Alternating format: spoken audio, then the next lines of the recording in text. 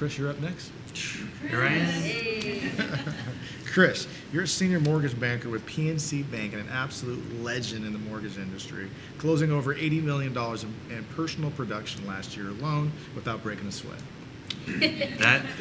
I've had some hard issues because got to close those deals on time. There you go. And you said senior. Was that because of my hair or my gray and my beard? It's been an incredible year. It was my best year ever. Couldn't have been more fantastic. I do have a great team. I have an assistant and a processor. And to top it off, great rates. And that was something I've been in search for 32 years, is being able to offer the best rate in town. And so I don't have to have that fear of losing. And when I am in competition, because all of your clients are always going to be shopping. Yeah. And so for me, it was trying to find the bank that had great rates. And I'm taking a little bit less money, but I'm confident when I'm talking to the customer. And as Brett does, I go through kind of a checklist of the things that we're asking our clients.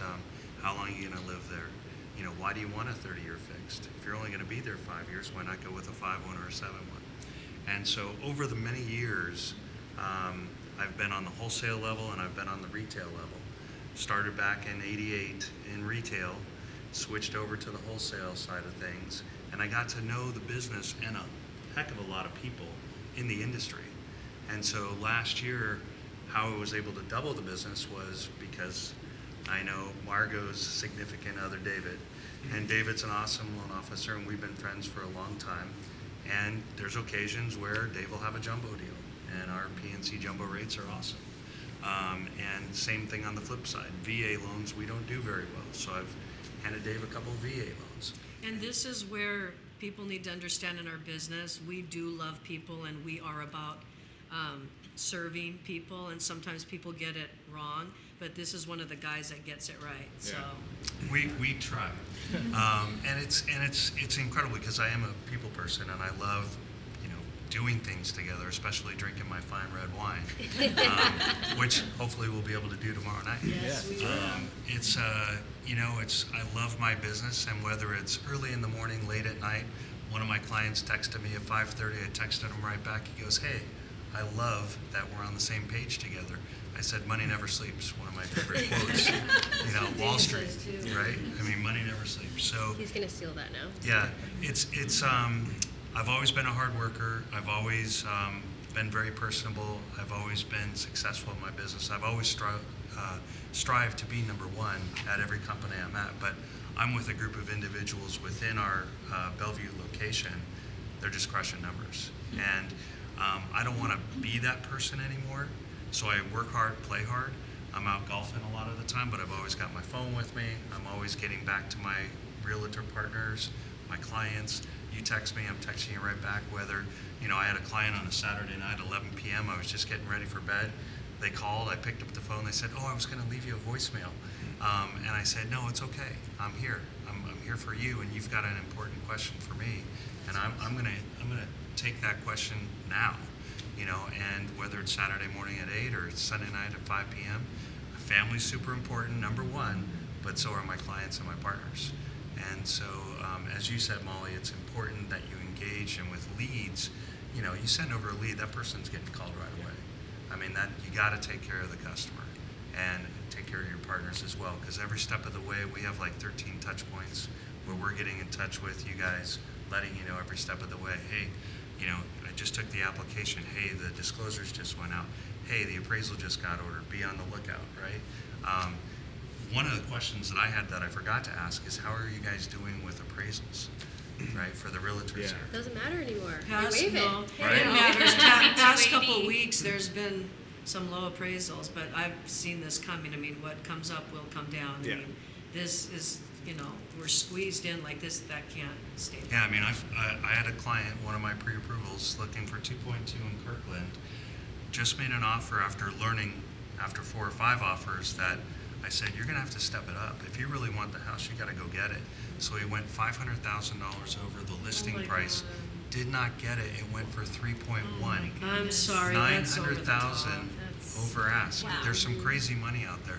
But so, going back to your question, doing the big full circle is I was successful this past year just because not only did I have my own sphere of influence and being in the business 32 years, I can do loans in 50 states. So I've got friends all over Facebook, LinkedIn, know that I have great rates. So if they've got a jumbo deal, they're coming to me and asking, hey, what can you do? Let me see if I can refer that client to you. And it's super important because of everybody shopping and wanting to get the best rate. We do a lot of Amazon business and Google and Microsoft because we'll do RSU income and use that. You will. Okay. Oh yeah, That's which is good to super know. important. Not every lender out in town you can don't. do that. So we get a lot of that business because we can utilize that as income up front. And that's super important in today's business is making sure someone can qualify. And you want to deal with someone that's got the experience like Brett or I because, you try those new loan officers maybe over to Bank of America or Wells Fargo and they don't know what they're doing. All of a sudden you got a client that's waived their financing and find out 5 days before, hey, you don't got a loan. That's going to be tough. Not a good day. No, not a very good Not for day. someone, no. Not a good day. Well, Chris, another big question I want to ask you is right from the get-go, after our initial conversation, and I've known you for a couple of years, is you immediately started referring me to other loan officers I should have on the show, and that sort of specialize in different things. And I just thought that was so cool that you take a real abundance approach to your business. To where, look, Jeremy, I appreciate you asking me, and yes, I'd love to be on your show, but you should also have these people, which would almost be like your competitors. And you said nothing but wonderful things about them, and they had nothing but wonderful things to say about you. When did that start for you? Gosh, I mean, I've been all over the board in our business. I've been ahead of a production team. I've ran 12 different branches for a company, and it's all people. Yeah. Right. And if I like someone, I'm going to go out of my way to assist and help. And for us, Margot's significant other, David Haley, he's one of my good buddies. Yeah. And Great guy. I trust Great him. guy. And I know because I was in the wholesale side of the business, I used to call on all these people. And Brett has his own money, so I never really called on Brett and his dad. But it is true. I mean, I met so many people on the wholesale side of the business and became friends. And I've got 3,500 people on Facebook probably, which is crazy amount of people. But my thing is every day when it's their birthday, I go through and I'll go to each one of them and just wish them a happy birthday. And it's just kind of my way of staying in front of people, right? Because I have friends, down in LA where I went to school and college over at Gonzaga and Spokane. I mean, I've got friends all over the United States. And the one thing is, oh, hey, by the way, what's your rate, right? I mean, what rate are you at today? Maybe we could save you some money. Yeah. And so it's amazing on when people build that trust, you can, they can count on me and I can count on them. And then all of a sudden that one person, hey, do you have anybody that, that needs to sell a house? Because I want to try and, not only you're giving me business, I want to try and give it back to you as well. Oh, and any other friends that you can refer me to that have a higher rate, 4% rate. And it's amazing how some people today still are paying over 4% on a home loan rate. I just had one the other day, 4.625, got them down under 3%. You don't know. It's amazing on how many people out there today. But again, that sphere of influence and knowing all these people in this industry, I care for all my friends that I know in the mortgage business, and so if I can scratch their back, they can scratch mine. It's all fair game. I love it, Chris. Yeah. I love it. Do you guys have any questions? How about that Zags game? Sorry. I had a question actually that you prompted for the agents. So like in the example of the $2.2 million house that ends up going for 3.1, I feel like we're seeing, escalation makes sense to a point, but I feel like we see a lot of agents maybe, is it intentionally pricing the home way lower to get that, or Right. they're just miles off? Because, when we're 900,000 off, it seems like, That's is that really a huge. 900,000 escalation, or is Sure. that not the right listing price up front? So, what's maybe your guys' take on that? Or There's some people that play little tricks like that. I think you should always do fair market. I'll use the example of the Mount Lake Terrace one I sold that weekend that there was a snowstorm, 24 offers. Peers of mine calling and fighting, don't give it to him, I'm like, guys, come on. You guys can do better than this. But at the end of the day, it went 210 above list and it shouldn't have. Yeah. And there was nothing I could do about it. The seller found Dave in Tennessee, sister-in-law passed, so I got to work with them. And the charities were thrilled with $210,000. Oh, yeah, You know, absolutely. did I think it would do that? I didn't underprice it. $525 for like a tri-level in a cul-de-sac. It just needed new carpet and some paint. And who would have known? And in a snowstorm, people were driving in their trucks on top of each other. And we had, and it's like my son and I were scratching our head. They're like, my son's like, what's happening? And some of those roads in Montlake Terrace, because our Treacherous. son, with the Yeah. hills and everything. Uh-huh. I mean, it's crazy. Yeah, or the condo that I sold in Greenwood, I priced it, no one wanted it, it was dark. So I looked at my clients and said, okay, here we go, we're gonna do a contract, I'm gonna put my money, I'm gonna spiff it up, and we sold it the highest, like 412 2 months ago. In the whole, there was only like 10 units, but it's the highest sold one. It's like, let's just get to work and let's get it done. What do these people need? Right. And that's what you do for people, and that's what all of you do for people. It's been a pleasure to just listen to all your stories.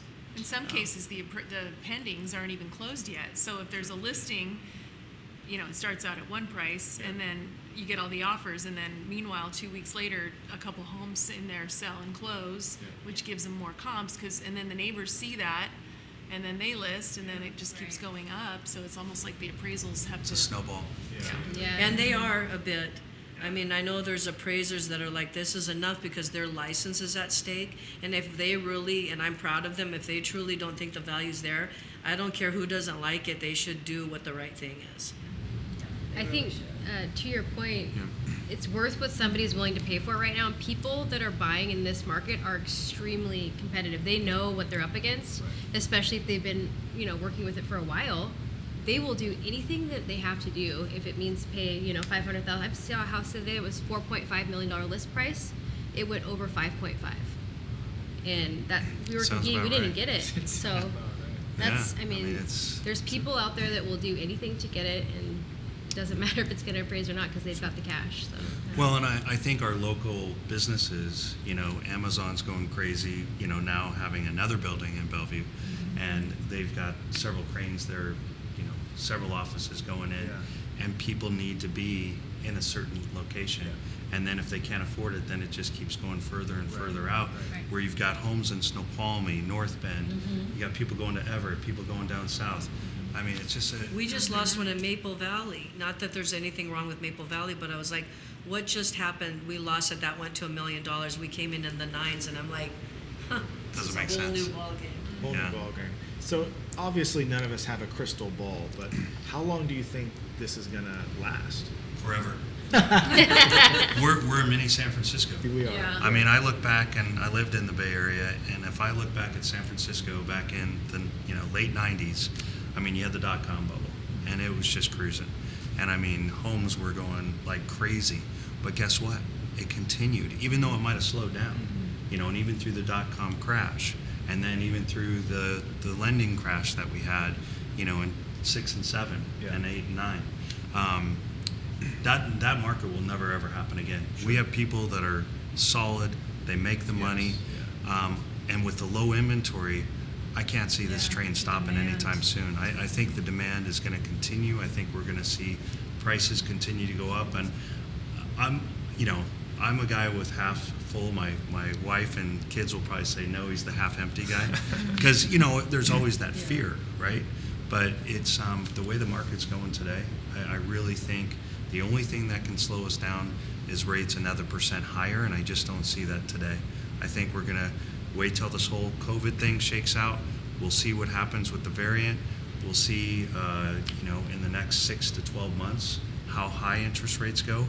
If they continue to stay where they are, which hope so a little bit, I think we're just going to continue to see things appreciate 10 to 15% per year, maybe even more. And at some point in time, things will have to slow down. But I think the only way they can do it is by raising rates to a certain point where it just really hits. And I don't know, what do you think, Brett? I mean, I think I look at a basic economics of supply and demand. Right. Yeah. The only way price can move is supply and demand. So we look, okay, how could we get more supply? So eventually, I think as some of the forbearance ends, some of the rent control ends, there's definitely properties that probably should be sold or could be sold, but they're stuck. But is that enough to giant impact to supply to swing it? Maybe a little bit, probably not huge. Other thing is, geographically, ocean, lakes, mountains, we don't have a lot of places to build. So I think, okay, could there be a way where, like in Arizona, unfortunately, look at 2008, they just built and built and built and built and built. They got massively overbuilt. I don't think that can happen in our region, so that helps. And then on the demand side is, okay, what would cause demand to drive down?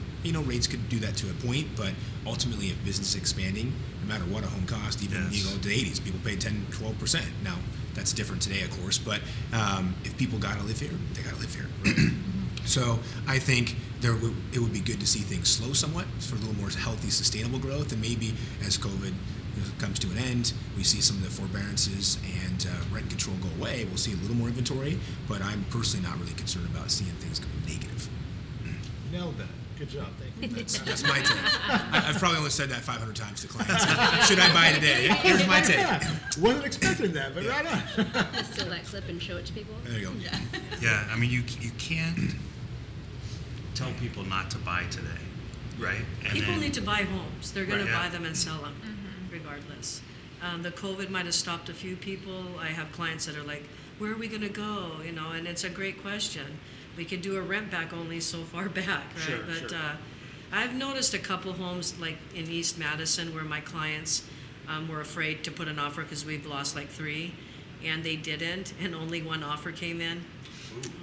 I mean, I'm noticing that, but that doesn't mean anything's slowing down. It just means that there's been some, reserve with buyers, and maybe that one person got lucky that day. Maybe that was their 9th offer. And it could have been. And the other thing that we've seen is, geographically with neighborhoods, I mean, sometimes you got to make that sacrifice. I mean, if you really want to buy, I mean, Sure. or it needs a little fixing up, right? Sometimes I like brand new myself.